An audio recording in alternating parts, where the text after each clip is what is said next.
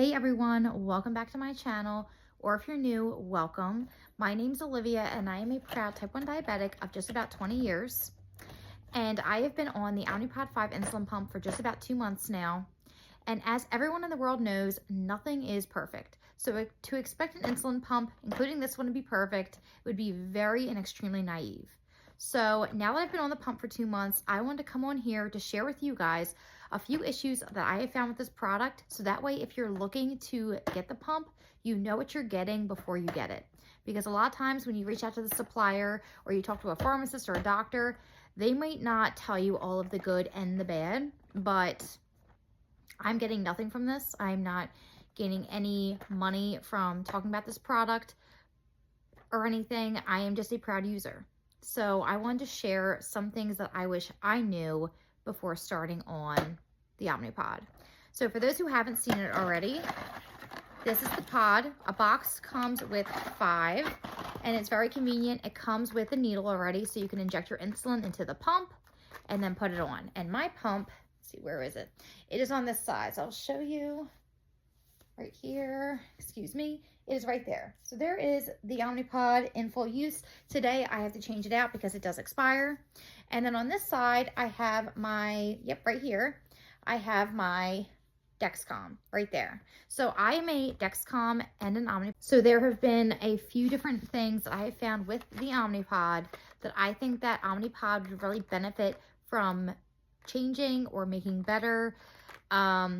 But honestly, the real reason I'm making this video, like I said in the beginning, is because I think if you are looking to get the pod, you should also know the ugly as well as the good. We all know the insulin pump will make your A1C lower. It will help you keep and manage your blood sugars better, but there's a few different things about this product that I felt would be beneficial for other people to know. So the first problem with this product is it does not notify you when it falls off. And up until a week ago, I never had this problem. I will say this product lasts on you for 3 days, and I've never had an issue where it pops off or falls off or anything like that without me knowing. But when I was away, it fell off and it did not notify me. So it was still attached to me, but the cannula was not in my arm any longer. And I didn't realize I wasn't getting my insulin. And the only way I had to figure that out was when my sugars kept rising and rising and rising. I'm like, why is my sugar not coming down? I took my insulin, and then when I took my shirt off and looked, I saw that half of the pod was off. I feel that Omnipod would really benefit from making it so the receiver notified us when it's off. I feel like if they could make a way to let us know that it's off, that would really help us out, clearly.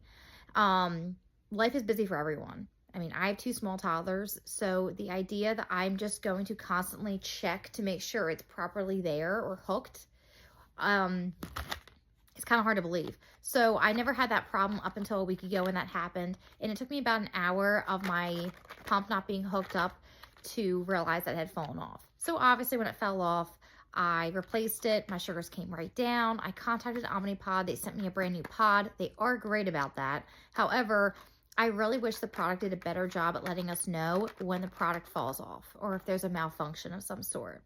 So that is one big thing I wish they would change. Another thing that I think would really help if they changed is the activity mode.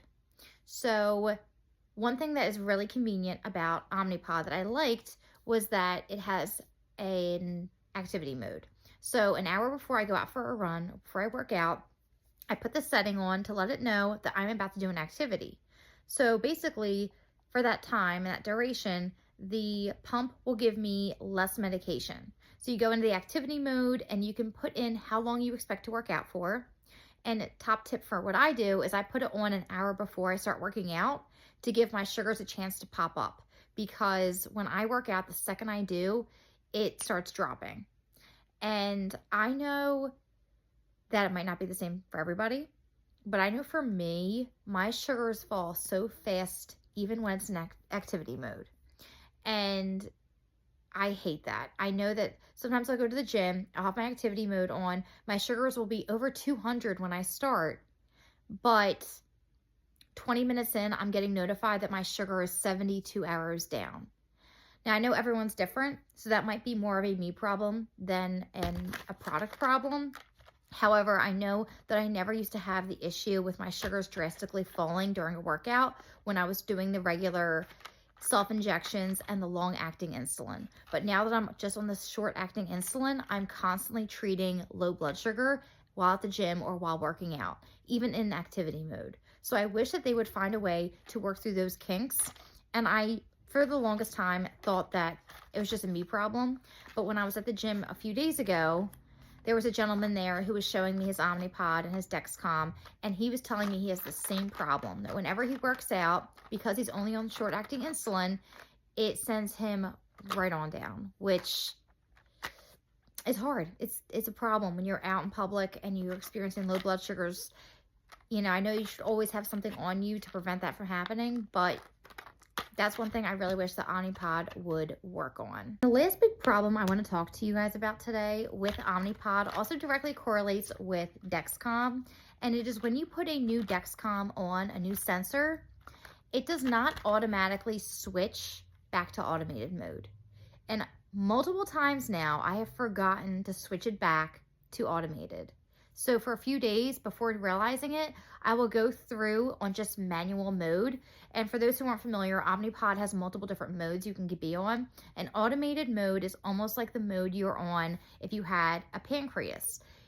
The pump will let you know when you need more insulin, and it will automatically give it to you. If you're on manual, it will just manually give you the set amount of insulin your doctor says you should get every hour. But diabetics are affected by a lot of different things like stress, by food, by exercise. So the automated mode is typically the best way to go with this product, because then it's like an artificial pancreas you have in your phone right here. And when you put a new sensor on, it takes you out of automated mode and back into the manual mode. But when you put it back on and you set everything up, it doesn't switch back. So you have to manually go into the device to put it back into automated mode.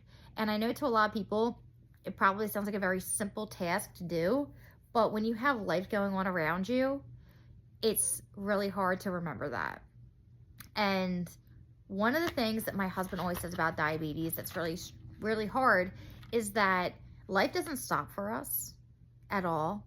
We still have children, we still have jobs, we still have household chores, but surrounding all of those things that we're doing, we have diabetes on top of it.